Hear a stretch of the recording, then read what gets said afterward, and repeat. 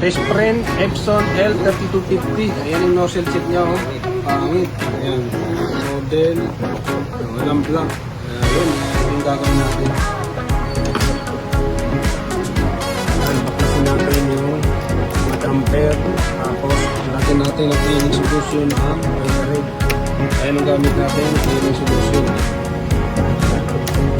Wasted yan, mga kaligyan. Tagal na namin ginagamit. Ang mga laman. Alisin niyo yung mga hangin, saka yung mga nagbara, yung mga ink. Tapos itutulak natin yung mga yung ink niya dyan sa damper para pag na-cleaning, hindi mahirapan yung printer head. Ayan, kita niyo.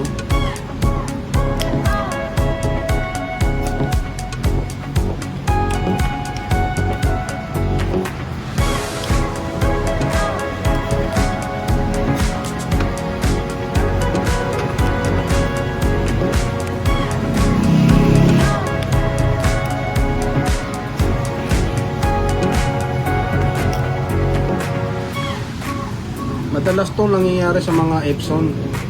Normal lang po yan kapag hindi nyo madalas ginagamit yung printer nyo. Kaya po may maintenance. Ang ginagawa, pagka okay yung mga printer, nagpo-print once a week para hindi po nagbabara yung mga printer head natin. Lalo na sa mga pigment at sabli. Pero kapag ka mga dye-ink, yan, normal lang po yan. Kailangan natin talagang mini-maintenance. Ayan, i-declag na natin yung printer head. Ito lang yung mga first na gagawin. Kapag kasi hindi nakuha dyan, inaalis yung printer head tapos binababad natin sa cleaning solution. Medyo tumutulo naman. Kaya ginagalaw yung printer head para nakikita natin tumutulo yung ink at hindi lang tumutulo dun sa isang spot. Kasi pagka once na napuno kasi dun, atras yung ink, pwedeng tamaan yung flex at yung printer head magkaka-shorted kaya masusunog. Malala, baka madamay pa yung board natin. Ayun, safety tayo. Ayun, black lang yung binombahan kasi yun lang yung wala.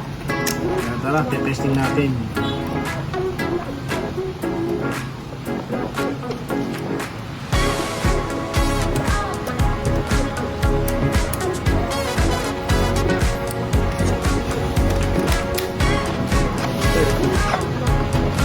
Tapos na natin i-cleaning.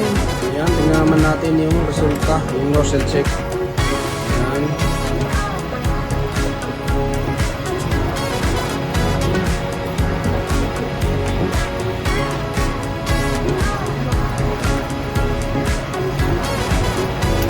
Ayun, lumabas na yung ito yung dati, ito ngayon. Ayan, may kunti pa, isang cleaning pa. Ayun, ganun lang mag-cleaning ganitong printer head. Yan, 3250. Huwag niyo pong kalimutan i-like, i-share ang ating video. Maraming salamat.